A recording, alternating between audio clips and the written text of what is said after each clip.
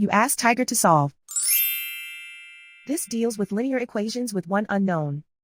The final result is a equals -5. Let's solve it step by step. Simplify the expression. Expand the parentheses. Simplify the arithmetic.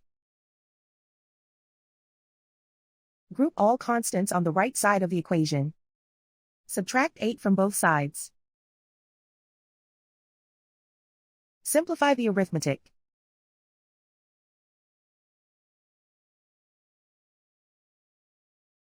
Isolate the a. Divide both sides by 4.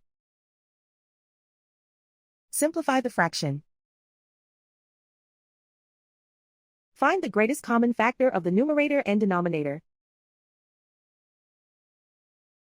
Factor out and cancel the greatest common factor.